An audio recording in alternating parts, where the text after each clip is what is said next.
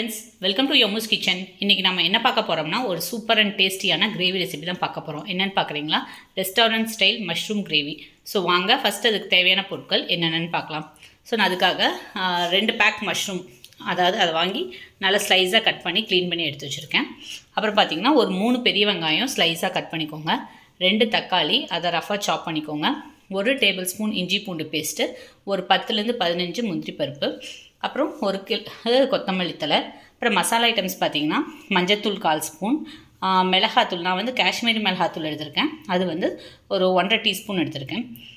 தனியாத்தூள் வந்து ஒரு 1.5 table spoon, garam masala 1/2 table spoon, அப்புறம் தயிர் வந்து ஒரு 2 டேபிள் ஸ்பூன், உப்பு தேவைக்கேற்றாற் போல். அப்புறம் தாளிப்புக்குன்னு பார்த்திங்கன்னா பட்டை, கிராம்பு, ஏலக்காய், பிரிஞ்சி இலை, இவ்வளோ தான் இதுக்கு தேவையான பொருட்கள். இப்போ வாங்க எப்படி செய்யலாங்கிறத பார்க்கலாம். ஸோ இந்த கிரேவிக்கு வந்து நம்ம வந்து ஒரு பேஸ்ட் ரெடி பண்ணோம். அதுக்காக இந்த வெங்காயம் தக்காளியை ஃபஸ்ட்டு வதக்கிக்கலாம். ஸோ ஒரு பேன் வச்சுக்கோங்க. அதில் வந்து ஒரு 2 டேபிள் ஸ்பூன் எண்ணெய் விட்டுக்கோங்க. எண்ணெய் நல்லா காஞ்சதுக்கப்புறமா நம்ம எடுத்து வச்சுருக்க வெங்காயம் ஆட் பண்ணிக்கலாம். ஸோ இப்போ இதில் வந்து நம்ம கட் பண்ணி வச்சுருக்க வெங்காயத்தை ஆட் பண்ணிக்கலாம். ஸோ நம்ம கட் பண்ணி வச்சுருக்க வெங்காயத்தை எல்லாத்தையும் ஆட் பண்ணி இது நல்லா வதங்கணும். நல்லா பொன்னிறம் ஆகிற அளவுக்கு வதங்கணும். இது வதங்கட்டும். ஸோ வெங்காயம் பாருங்கள் நல்லா இந்த மாதிரி ப்ரௌனாக ஆகிற அளவுக்கு வதங்கணும். அப்போ தான் வந்து அந்த ரெஸ்டாரண்ட் டேஸ்ட் வந்து வரும். அந்த ஒரு மாதிரி ஸ்வீட்டிஷ் டேஸ்ட்டு அது கிடைக்கும். அதுக்காக இது நல்லா ப்ரௌன் ஆகிற அளவுக்கு, கொஞ்சம் லைட்டாக ப்ரௌன் ஆகிற அளவுக்கு வதக்கிக்கலாம். இது வதங்கினதுக்கப்புறம் நம்ம இதில் வந்து இஞ்சி பூண்டு பேஸ்ட்டும் தக்காளியும் ஆட் பண்ணிக்கலாம். ஸோ வெங்காயம் பாருங்கள் நல்லா ப்ரௌன் ஆகிடுச்சு. இப்போ இந்த ஸ்டேஜில் நம்ம எடுத்து வச்சுருக்க இஞ்சி பூண்டு பேஸ்ட் அண்ட் தக்காளி 2 ஆட் பண்ணிக்கலாம். ஸோ இஞ்சி பூண்டு தக்காளி 2 ஒட்டுக்காகவே ஆட் பண்ணிக்கோங்க, ஒன்றும் ப்ராப்ளம் இல்லை. இது கொஞ்சம் நல்லா வதங்கட்டும். இது கூடவே நம்ம எடுத்து வச்சுருக்க கொத்தமல்லி ஆட் பண்ணிக்கலாம். உங்கள்கிட்ட புதினா இருந்துச்சுன்னா அது ஆட் பண்ணிக்கோங்க, ஃப்ளேவர் நல்லாயிருக்கும். நான் இப்போ கொத்தமல்லி மட்டும் இருக்கனால கொத்தமல்லி மட்டும் ஆட் பண்ணிக்கிறேன். இது 2 நல்லா வதங்கட்டும். ஸோ பாருங்கள் வெங்காயம் தக்காளி எல்லாம் நல்லா வதங்கிடுச்சு. இப்போ அடுப்பு ஆஃப் பண்ணிடுங்க. இது வந்து கம்ப்ளீட்டாக கூலாகணும். கூலானதுக்கப்புறம் நம்ம அரைக்கணும். நான் உங்களுக்கு அரைக்கையில் காட்டுறேன். கம்ப்ளீட்டாக கூல் ஆகிடுச்சு. இப்போ இதை வந்து ஒரு மிக்சிங் பவுலில் ஆட் பண்ணிக்கலாம். ஐ மிக்ஸி ஜாரில் ஆட் பண்ணிடுங்க. ஸோ இப்போ வந்து மிக்ஸி ஜாரில் ஆட் பண்ணியாச்சு. இப்போ இது கூடவே நம்ம எடுத்து வச்சுருக்க முந்திரி ஒரு 10லேருந்து 15 முந்திரி ஆட் பண்ணிக்கோங்க. அப்புறமா பார்த்திங்கன்னா மஞ்சத்தூள் அண்ட் காஷ்மீரி மிளகாய் தூள். நான் காஷ்மீரி மிளகாய் தூள்னால 1.5 டீஸ்பூன் ஆட் பண்ணியிருக்கேன். நீங்கள் நார்மல் மிளகாய் தூள்னால் உங்கள் காரத்துக்கு ஏற்றாப்பில் ஆட் பண்ணிக்கோங்க. கொத்தமல்லி தூள் வந்து 1.5 டேபிள் ஸ்பூன், அப்புறம் கரம் மசாலா ஒரு 1/2 டீஸ்பூன், அப்புறம் இந்த கிரேவிக்கு தேவையான அளவு உப்பும் ஆட் பண்ணிக்கோங்க. கொஞ்சமாக ஆட் பண்ணிக்கோங்க. நம்ம அரைச்சிட்டு கிரேவி இதாக பண்ணுறப்ப பத்தலினா கூட ஆட் பண்ணிக்கலாம். நெக்ஸ்ட் இதில் வந்து எடுத்து வச்சுருக்க 2 டேபிள் ஸ்பூன் தயிர், இது எல்லாத்தையும் ஆட் பண்ணி நல்லா ஒரு ஸ்மூத் பேஸ்ட்டாக அரைச்சிக்கோங்க. நான் உங்களுக்கு அரைச்சிட்டு காட்டுறேன். ஸ்மூத்தாக அரைச்சாச்சு. இப்போ நெக்ஸ்ட்டு வந்து ஒரு பேன் வச்சுக்கோங்க. இப்போ அதில் வந்து ஒரு 2 டேபிள் ஸ்பூன் எண்ணெய் விட்டுக்கலாம். நீங்கள் நெய்க்கு கூட ஆட் பண்ணி செய்யலாம். பட் வந்து ரொம்ப ஹெவியாக இருக்கும். அதனால் நான் நார்மல் குக்கிங் ஆயில் ஆட் பண்ணியிருக்கேன். சப்போஸ் உங்களுக்கு நான் இன்னும் கொஞ்சம் நல்லா ரிச்சாக வேணும் கிரேவி அப்படின்னா நீங்கள் வந்து நெய்யை விட்டு கூட செஞ்சுக்கலாம்.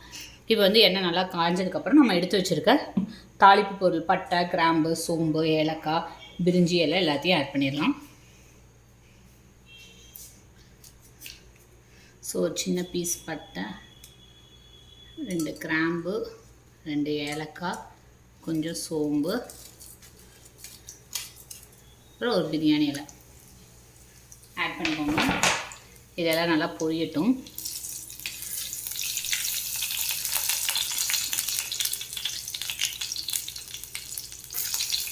இப்போ இதில் வந்து நம்ம அரைச்சி வச்சுருக்க பேஸ்ட் ஆட் பண்ணிக்கலாம்.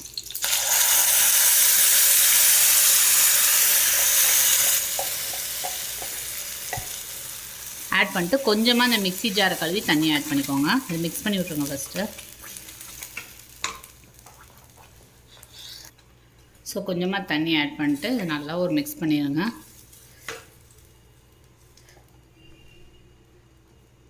இது ஒரு 2 to 3 மினிட்ஸ் நல்லா கொதிக்கட்டும்.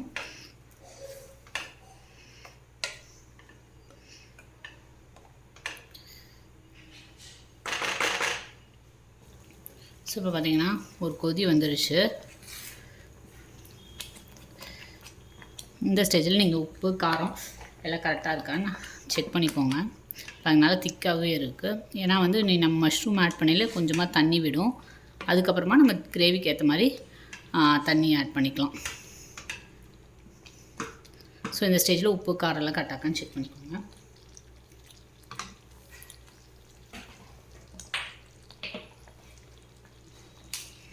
எனக்கு கொஞ்சம் உப்பு பத்தல, ஸோ நான் உப்பு ஆட் பண்ணிக்கிறேன். ஆட் பண்ணிட்டு நல்லா மிக்ஸ் பண்ணி விட்ருங்க. ஸ்லோவாக வச்சுக்கோங்க, ஏன்னா இது வந்து நல்லா தெறிக்கும் திக்காக இருக்கனால. இப்போ இதில் வந்து நம்ம வாஷ் பண்ணி வச்சுருக்க மஷ்ரூம்ஸ் எல்லாத்தையும் ஆட் பண்ணிக்கலாம்.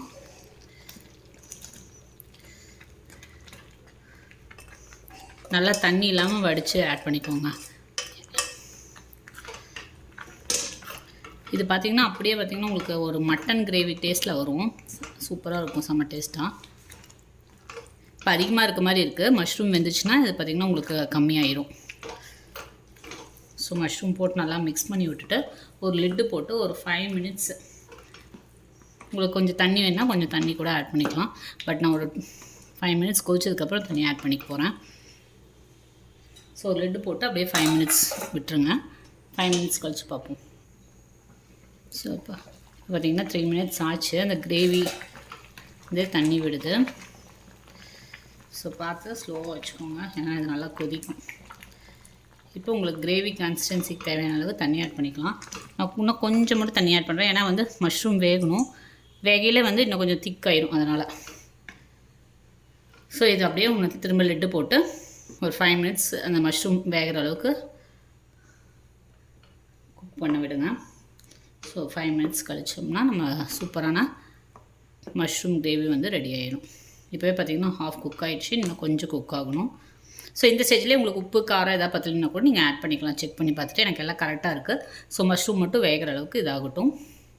திரும்ப லெட்டு போட்டு ஒரு 5 மினிட்ஸ் குக் பண்ணலாம்.